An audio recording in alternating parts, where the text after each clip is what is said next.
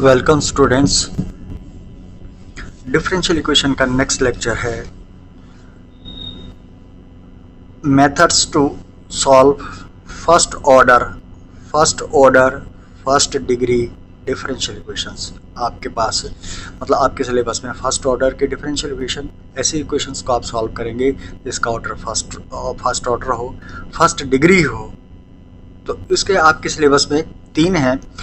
पहला है differential equations with variable separable, second type है होमोजीनियस डिफरेंशियल इक्वेशंस और थर्ड टाइप है लीनियर डिफरेंशियल इक्वेशन।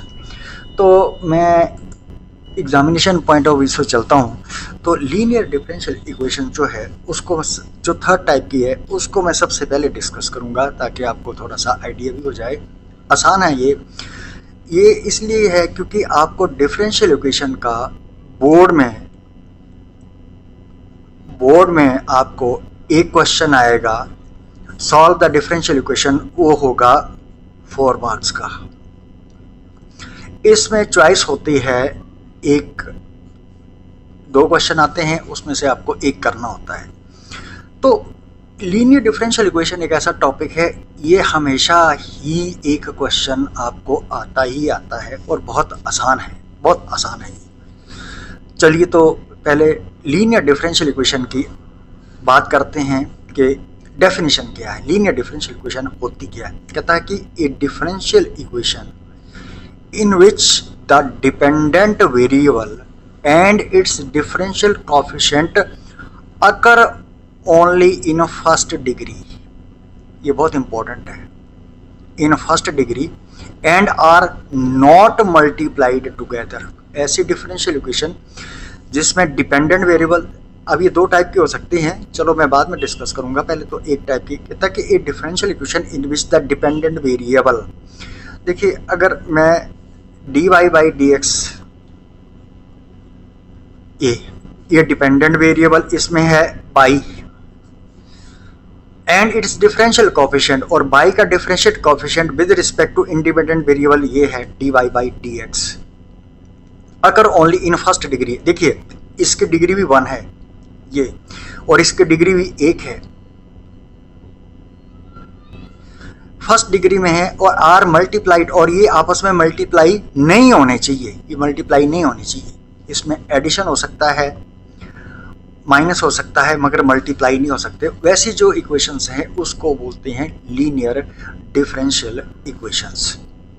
ठीक है, तो अब आपको बेसिक आइडिया पता लग गया होगा। तो 2 टाइप्स की इक्वेशंस हैं ये, there are 2 types of this linear differential equations. 2 types,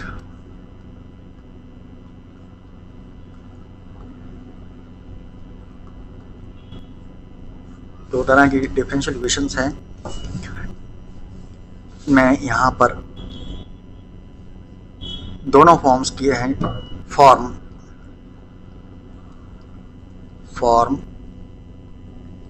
standard form जिसको बोलते हैं, चलो स्टैंडर्ड फॉर्म ही लिख देता हूं मैं।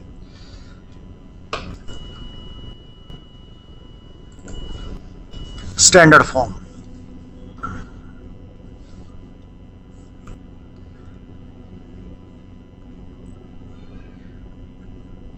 स्टैंडर्ड फॉर्म्स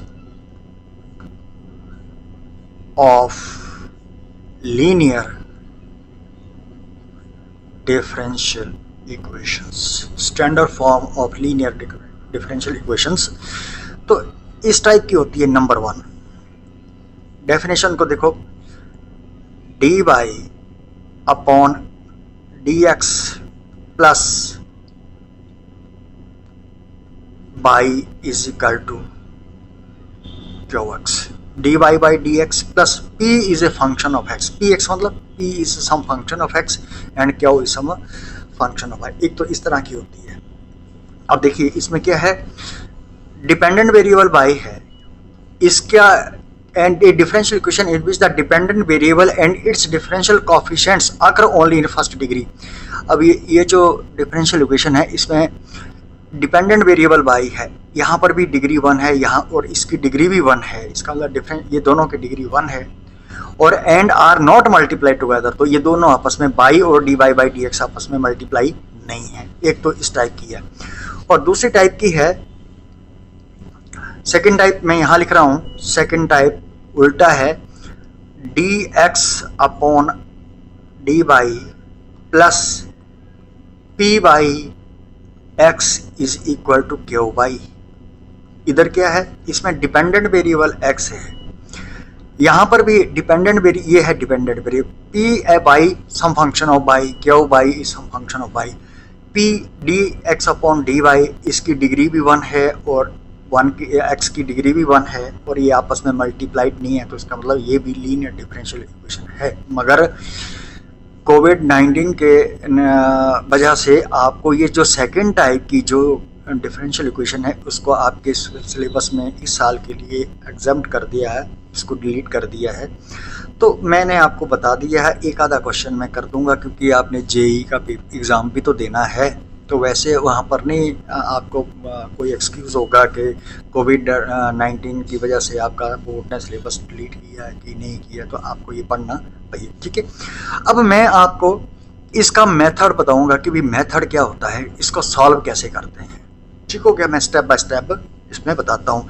तो मेथड टू सॉल्व, मैं ये जो इक्वेशन है इसका मेथड बता रहा हूँ, तो इसका मेथड भी आसानी है। Method to solve, method to solve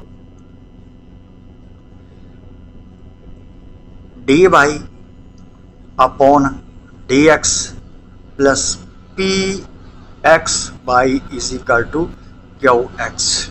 इसको ऐसे भी लिख सकते हैं, Y dash plus P X Y is equal to Q X. Y dash का मतलब D Y by D X, इस तरह से भी इसको लिखा जाता है, ऐसा कुछ नहीं है, ठीक है। तो देखिए अब स्टेप्स क्या क्या होंगे, method to solve D Y by D X, ये ठीक है। अब इसका मेथड्स क्या होंगे वो मैं आपको अभी आपसे डिस्कस करता हूँ।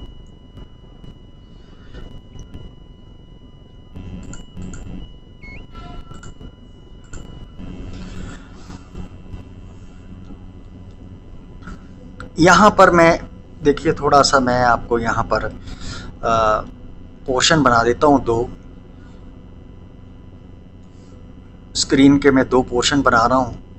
एक तरफ मैं क्वेश्चन मेथड लिखूँगा और दूसरी तरफ मैं इस तरह से मैंने ये बना दिया है। चलो स्ट्रेट लाइन तो ले लगी।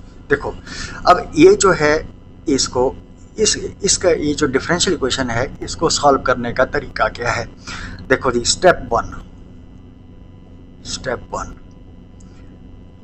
वन में आपने क्या करना है, यहाँ पर जो D Y by D x का कोफिशिएंट है ना, इसको यूनिटी बनाना है अगर नहीं है, ठीक है। तो पहला है make the coefficient of derivative, मतलब D Y by D X unity if it is not सो।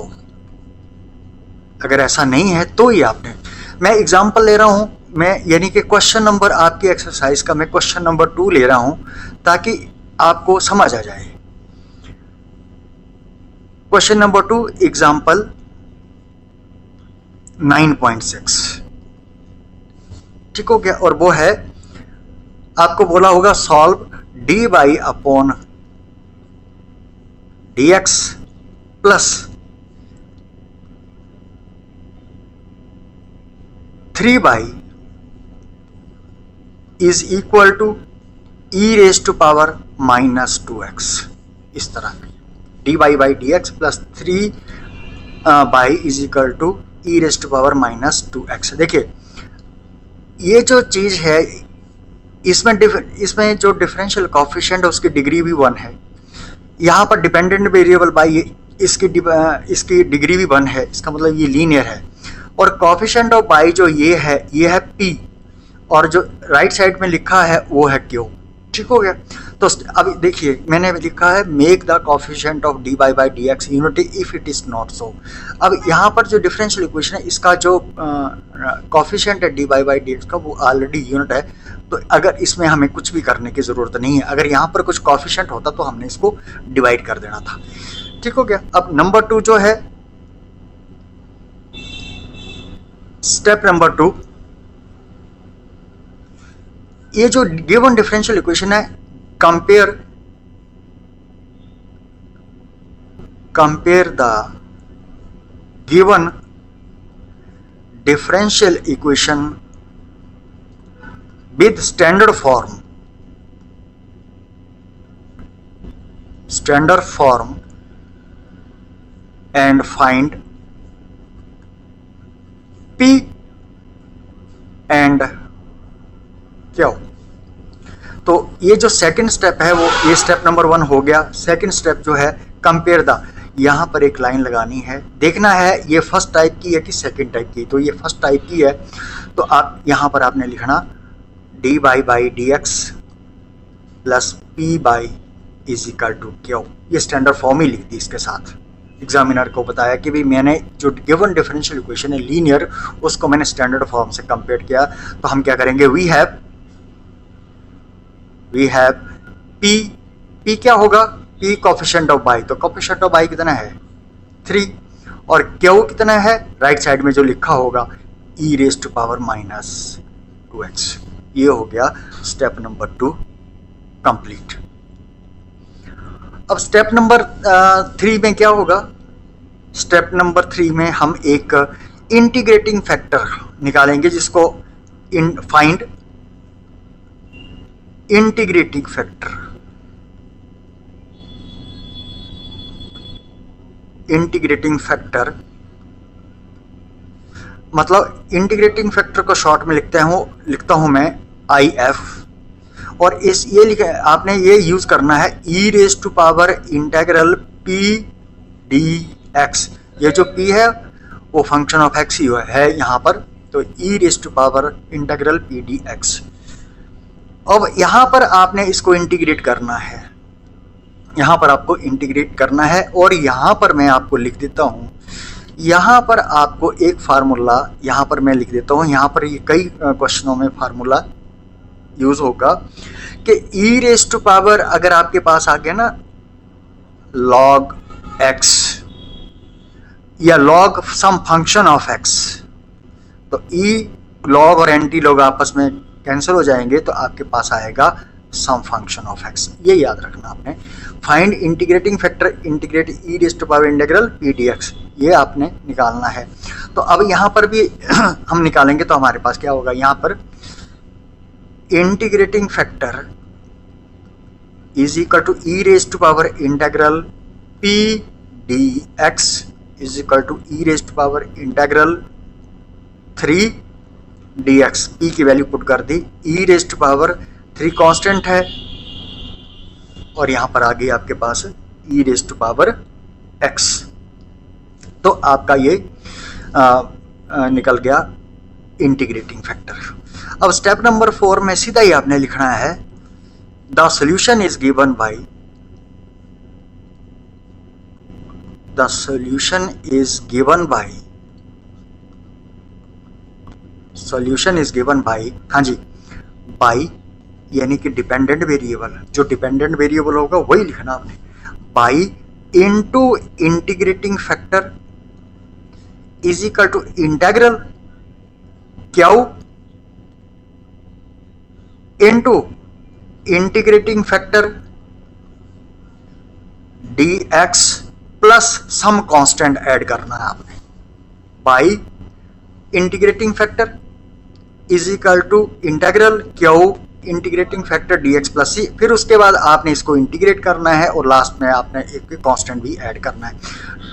देखो नोट करो कि कांस्टेंट जो है वो हम क्या क्या कर सकते हैं add. Constant can be added as, कभी कभी हम सी लिखते हैं, कभी हम log c लेते हैं और कभी कभी हम log mod c लेते हैं, क्योंकि c कांस्टेंट है तो log c भी कांस्टेंट होगा, log of mod of c भी कांस्टेंट होगा। mod लगाने की जरूरत है, log तो हमेशा पॉजिटिव वैल्यूज के लिए डिफाइन होता है।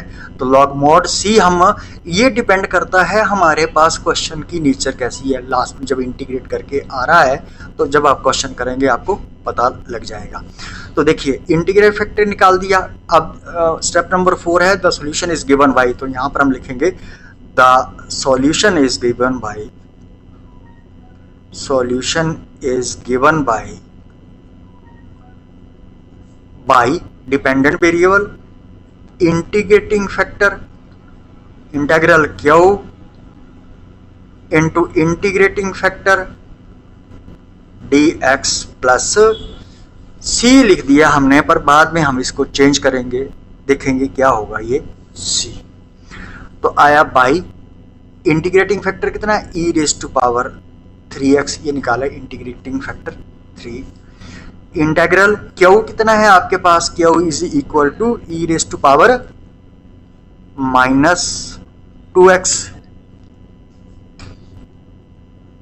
Into integrating factor e raise to power 3x dx plus c, और ये हो गया e y e raise to power 3x is equal to integral, base same है, पावर्स ऐड हो जाएंगी, e raise to power -2x plus 3x dx plus c, और ये हो गया y e raise to power 3x is equal to integral e raise to power x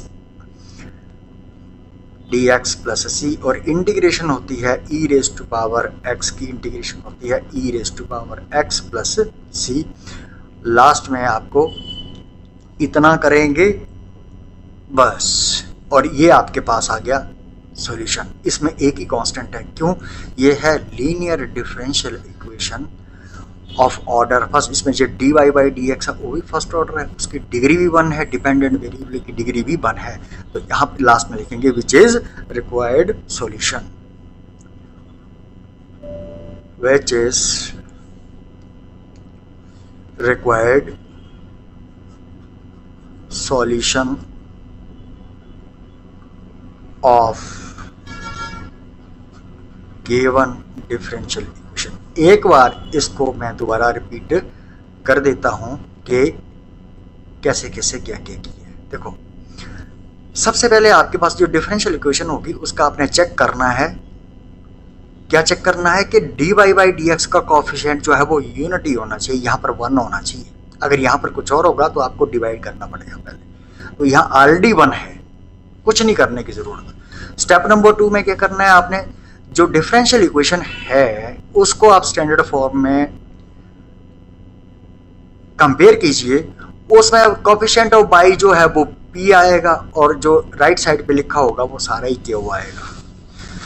उसके बाद आपने इंटीग्रेटिंग फैक्टर निकालना है, उसके लिए आपने इसका यूज करना है e raise to power integral p dx, जैसे मैंने किया, और ये आगे इसको इंटीग्रेट करके फिर आपने लिखना है solution is given by dependent variable. इसको ऐसे लिखना, याद रखना है, डिपेंडेंट वेरिएबल कभी x भी होता है ये, पर x वाली इस बार आपके लिए एग्जाम्प्ट है। 4 क्वेश्चन है आपकी पूरी बुक में, इस चैप्टर में, छोड़ो उसको।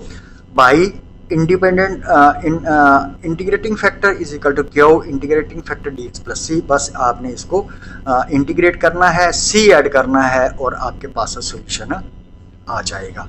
तो मैं समझता हूँ कि ये बड़ा मुश्किल नहीं है।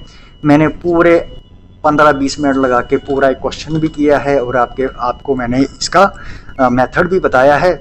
तो ये एक अब है एक्सरसाइज 9.6। मैंने ये एक्सरसाइज के पूरे क्वेश्चन यहाँ पर लिखे हुए हैं, कुछ सॉल्व मैं करूँगा, कुछ आप करेंगे, मगर एग्जाम में थोड़ा लिखा होगा कि solve this linear differential equation. Exam में तो आपको पता लगाना है ये कौन सी टाइप है, लीनियर डिफरेंशियल इक्वेशन है, होमोजीनियस टाइप है या वेरिएबल सेपरेबल टाइप है। तो देखिए अब इस क्वेश्चन को देखते हैं। इसमें डिपेंडेंट वेरिएबल बाई है, इसकी डिग्री भी 1 है और इसका जो ये भी डिग्री भी 1 है और ये आपस में मल्टीप्लाई नहीं है, इसका मतलब ये लीनियर डिफरेंशियल इक्वेशन है। ये क्वेश्चन तो मैंने कर दिया है।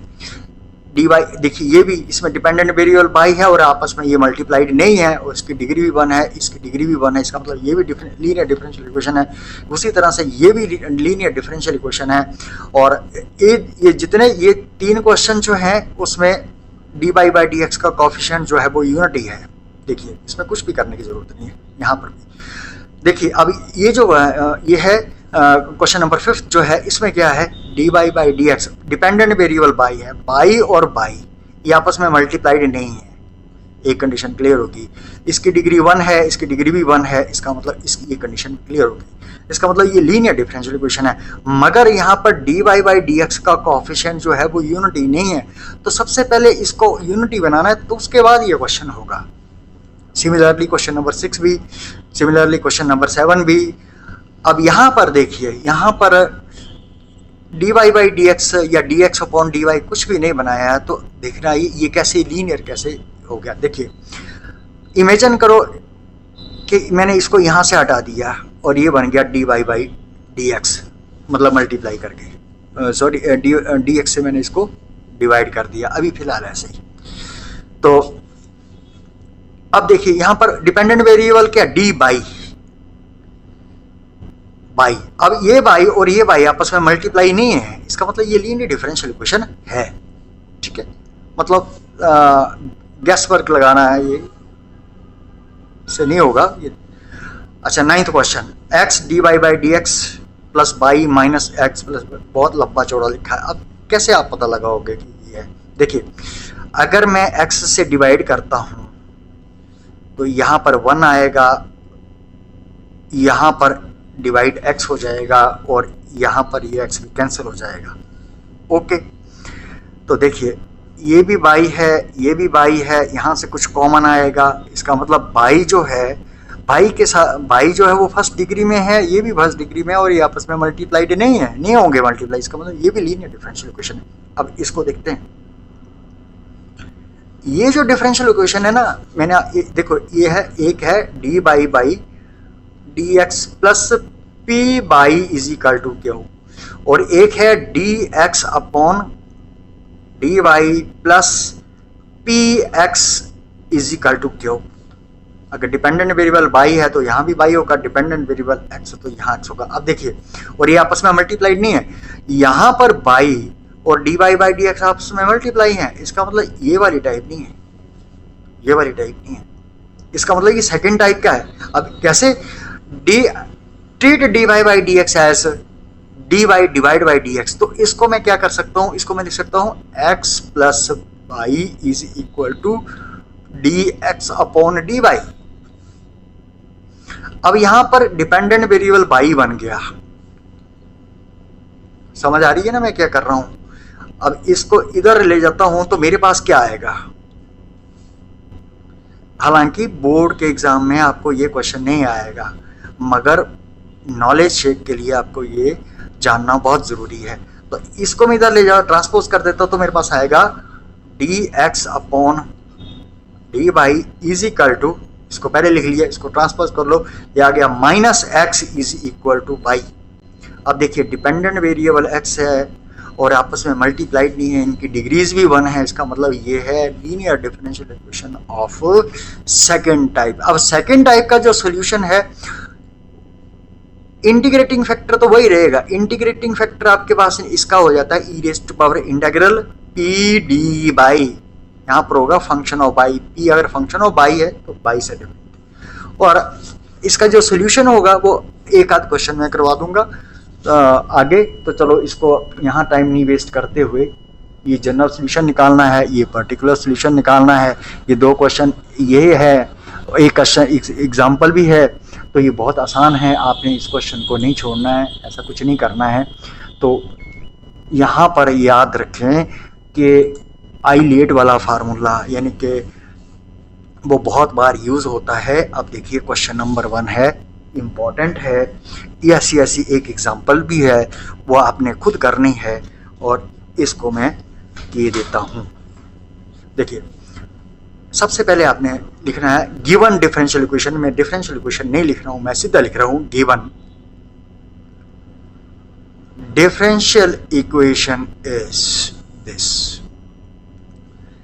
आपने देखा डिपेंडेंट वेरिएबल बाई है, इसकी डिग्री भी 1 है, डिफरेंशियल कोएफिशिएंट की इसकी डिग्री भी 1 है, और यहाँ पर तो इसका मतलब ये है लीनियर डिफरेंशियल इक्वेशन। आपने लाइन लगाई और सीधा लिख दिया आपने d Y by D x plus P by is equal to Q. Standard form में आप के साथ कंपेयर करके हमने सीधा लिख देना है, हमने सीधा क्या लिख देना है, वी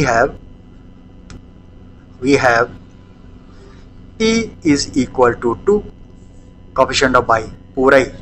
अगर ये माइनस होगा तो आपने प्लस करके माइनस करना है। सपोज करो, देखिए मैं यहाँ पर बता देता हूँ, यहाँ पर अगर ये आपको एग्जाम में ऐसे आई d Y by D x minus 2y is equal to sine x, तब P क्या आएगा, तब P क्या आएगा। तो सब अगर यहाँ पर माइनस हो तो आपने लिखना है D Y by D x plus उसके बाद फिर आएगा minus 2y is equal to sine x. तो इसके लिए आपने P इज इक्वल टू -2 लेना है, नॉट 2। ठीक है, यहां पर स्टैंडर्ड इक्वेशन में ये पॉजिटिव है, ये आप ध्यान रखेंगे। तो मैंने आपको यहां बता दिया, शायद अब गलती आपसे नहीं होगी। मैं इसको मिटा रहा हूं, अब क्वेश्चन का सॉल्यूशन हम करते हैं।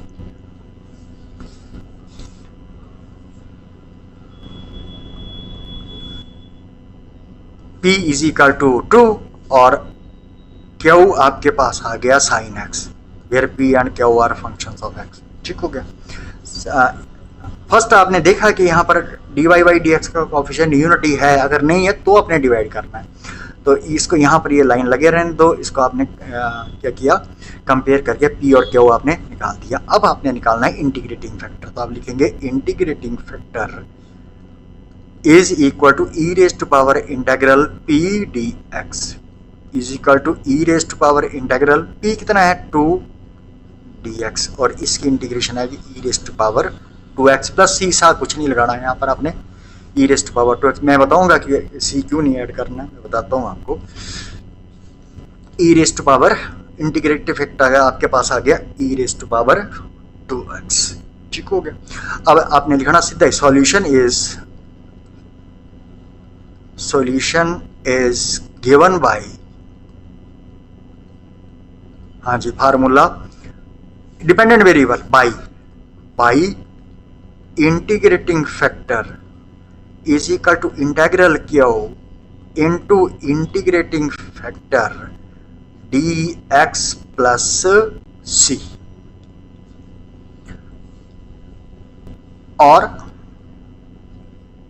बाई इंटीग्रेटिंग फैक्टर कितना है ई raise to power 2x, e raise to power 2x is equal to integral Q क्या आपके पास sine x into e raise to power 2x dx plus c। अब हमने इसके इंटीग्रेशन करनी है। अब जैसे कि इंटीग्रेशन के चैप्टर में आपको पता है, आपने पढ़ रखा है इंटीग्रेशन के चैप्टर में कि इस तरह ये है प्रोडक्ट ऑफ टू फंक्शन। तो यहां पर आप इंटीग्रेशन बाय पार्शियल फ्रैक्शन लगाएंगे तो पूरा क्वेश्चन, और आपके पास क्या आएगा, y e raise to power 2x is equal to I plus c, let it be 1। क्यों किया, क्योंकि हमारा क्वेश्चन जो है वो मतलब खिचड़ी नहीं बनानी है, बड़े आराम से क्वेश्चन को करना है। आई मैंने ये इंटीग्रल ले लिया ताकि ये बार बार ना मुझे लिखना पड़े, मेरा क्वेश्चन आसान हो जाए। फिर I is equal to integral sine x into e raise to power 2x dx। अब आपको पता है कि यहाँ पर इंटीग्रेशन बाई पार्ट्स लगेगा, तो उसके लिए क्या फार्मूला है, I L A T E. आई का मतलब इनवर्स ट्रिग्नोमेट्रिक फंक्शन, एल का मतलब लॉगरिथमिक फंक्शन, ए का मतलब एल्जेब्रिक फंक्शन, टी का मतलब ट्रिग्नोमेट्रिक और ई का मतलब एक्सपोनेंशियल। तो यहाँ पर कौन कौन से हैं, एक ट्रिग्नोमेट्रिक और एक एक्सपोनेंशियल। तो टी पहले आ रहा है, ई बाद में आ रहा है। तो टी मतलब ट्रिग्नोमेट्रिक फंक्शन को आपने फर्स्ट ले लिया और आपने ई रेज टू पावर 2x को सेकंड ले लिया और आपने इसको इंटीग्रेशन बाय पार्ट्स का फार्मूला लगा दिया, और वो क्या होता है कि first function as it is लिख दिया, integration of second function minus integral derivative of first function into integration of second function whole integration with respect to x plus आपने एक सी जोड़ दिया। ठीक है, यहां पर नहीं जोड़ना है अभी, तो अभी इंटीग्रेट करना, उसके बाद ये इंटीग्रेटिंग बाई पार्ट्स का फार्मूला, और आपके पास क्या आएगा, ये तो ऐसे ई रेस्ट टू पावर 2x की इंटीग्रेशन क्या आएगी, e raised to power 2x upon 2 coefficient of x into sine x minus integral cos x, sine x की डिफरेंशिएशन होगी कॉज एक्स, और इसकी ई रेस्ट टू पावर 2x की इंटीग्रेशन होगी e raised to power 2x upon 2, क्योंकि integration of e raised to power x is equal to e raised to power x, मगर linear factor है तो 2 से डिवाइड हो गया, और साथ में आ गया dx, और ये आ गया आपके पास 1/2 e raised to power 2x sign x minus ये 2 कांस्टेंट है बाहर ले लो, इंटीग्रल ये आ गया cos x e raised to power 2x और dx। ये क्वेश्चन आपने पहले किया भी है, मैंने करवाया भी है। अब देखिए यहाँ पर फिर प्रोडक्ट ऑफ 2 फंक्शन बन गया, तो इसको ले लो फर्स्ट फंक्शन, इसको ले लो सेकंड फंक्शन, क्योंकि इंटीग्रेशन बाई पार्ट्स तो करनी पड़ेगी प्रोडक्ट ऑफ 2 फंक्शंस। तो आपके पास क्या आएगा 1/2 e raised to power 2x sign x minus 1/2, ध्यान से बड़ी ब्रैकेट लगा लो, first function as it is, integration of second function minus integral derivative of first function into integration of second function whole integration with respect to x, bracket बंद, minus sign है बाहर, इसलिए bracket लगाना बहुत जरूरी है, नहीं तो क्वेश्चन गलत हो सकता है। क्या आ गया आपके पास 1/2 e raised to power 2x sign x minus 1/2 bracket लगा लो, cos x e raised to power 2x upon 2 minus integral cos x की differentiation minus sine x into e raised to power 2x upon 2 dx, इसकी integration अब दोबारा integration हो गई। तो देखिए पहले आपने अंदर वाला सॉल्व करना है, क्वेश्चन गलत ना हो जाए, 1/2 e raised to power x sine x minus 1/2, और ये बनेगा 1/2 e raised to power 2x, पहले लिख दिया देखने में अच्छा लगता है, cos x बाद लिख दिया, माइनस माइनस हो गए प्लस, और ये 1/2 भी बाहर ले लिया, इंटीग्रल यहाँ भी मैंने लिख दिया sin x into e raised to power 2x, bracket को कर दिया बंद। अब ये ब्रैकेट अब ओपन करेंगे, क्योंकि अंदर हमने ब्रैकेट के अंदर हमने सबको सॉल्व कर दिया है, 1/2 e raised to power 2x sin x minus 1/4 e raised to power 2x cos x minus 1/4 integral sin x e raised to power 2x dx, यहां पर भी dx लगा लो। अब देखिए अगर मैं ऊपर चलूं तो i क्या है, साइन ई, ये i है आपके पास, तो इसका मतलब क्या होगा कि मैं यहां पर i लिखूंगा,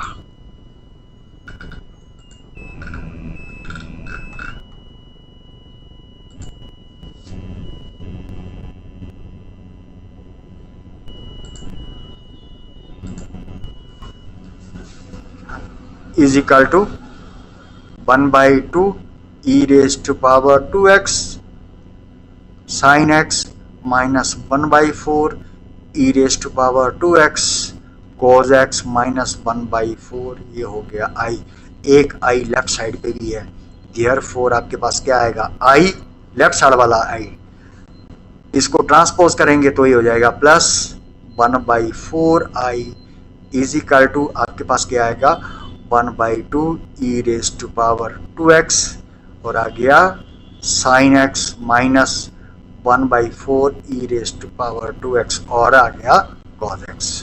ठीक है, और i प्लस 1/4i 4, तो देखिए ना मैं यहां पर कर देता हूं i प्लस 1/4i 4 एलसीएम आएगा, या आया 4i प्लस 1i यानी कि 5i, वो आ जाएगा 5/4i is equal to 1/2 e raise to power 2x sin x minus 1/4 e raise to power 2x और साथ में आ गया cos x।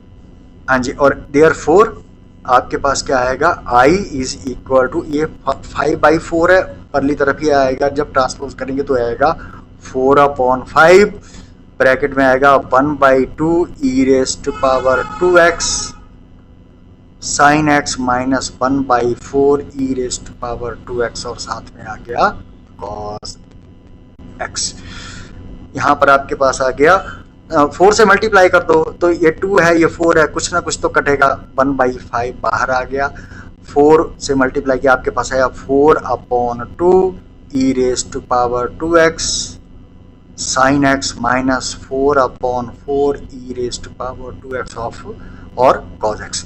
अब देखो ये 4 कट गया, यहाँ पर 2 कट गया, ये 2 कट गया, तो आपके पास आएगा 1/5 e raise to power 2x, यहाँ भी है, यहाँ भी है, e raise to power 2x को मैंने ले लिया कॉमन, अंदर क्या बच गया 2 sin x minus cos x। ये इंटीग्रेशन आपने i की वैल्यू निकाली, ऐसी एक एग्जांपल है, प्लीज उसको आपने जरूर ट्राई करना है, ये 2 क्वेश्चन बहुत इंपॉर्टेंट है। अब आपने यहां पर फ्रॉम वन यहां पर आपने अब ये वैल्यू पुट करनी है, तो आप क्या करेंगे फ्रॉम 1, अब लिखेंगे देयरफॉर फ्रॉम 1 आपके पास क्या आएगा y e raise to power 2x is equal to क्या था, देख लेते हैं ना क्या था,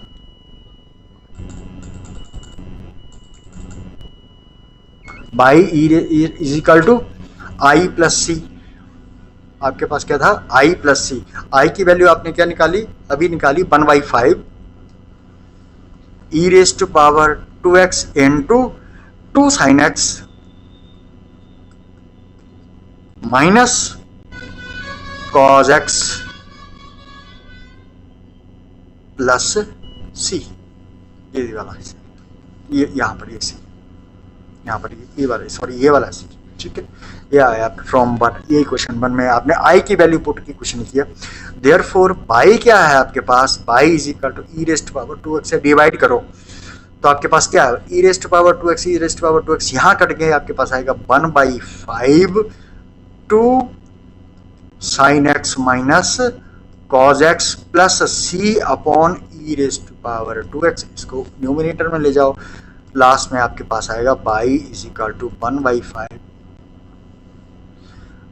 ये आएगा 2 sin x minus cos x plus c e raise to power minus 2x, लिखेंगे विच इज